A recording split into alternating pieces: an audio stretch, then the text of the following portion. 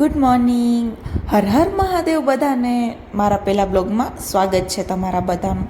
સવારમાં ઉઠવાનો બહુ જ કંટાળો આવે, પણ તોય ઉઠવું પડે. સવારે ઉઠીને મેં બહાર જોયું, મસ્ત વાદળ છવાયેલું વાતાવરણ હતું, જાણે આજે તો વરસાદ આવી જ જવાનો છે. પણ વરસાદ આવે એ પહેલાં તો આ લોકોનો ઝઘડો ચાલુ થઈ ગયો. કાંઈ વાંધો નહીં, અહીંયા મોડાકતના વ્રત ચાલે છે, તો એની પૂજા ચાલે છે. પછી તો હું પણ નહીં ધોઈને ફ્રેશ થઈ ગઈ.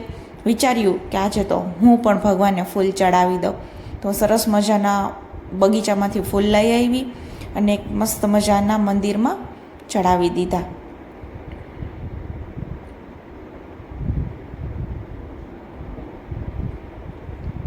અને આ ફૂલ છે મારા મહાદેવ માટે.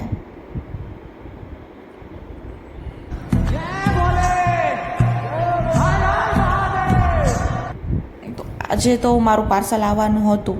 મેં તો બહુ જ વેઇટ કર્યો. બપોરના 2 વાગી ગયા હતા ને હું પાર્સલનું રાહ જોતી હતી, પણ પાર્સલ લેટ થઈ ગયું હતું વરસાદના કારણે. મારું પાર્સલ તો ના આવ્યું, પણ વરસાદ આવી ગયો. કંઈ વાંધો નહીં, વરસાદને એન્જોય કરી લઈએ.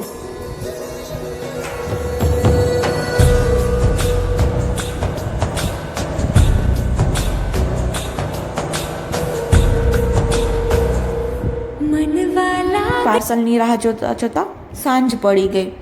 પછી તો મેં વિચાર્યું કે કદાચ તો નહીં જ આવે, કેન્સલ થઈ જશે.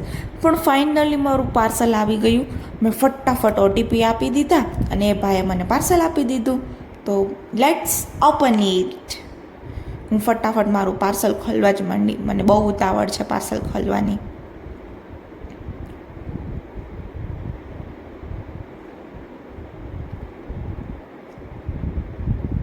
તો ચાલો બધા કોમેન્ટ કરી દેજો કે મારા પાર્સલમાં શું આવ્યું છે.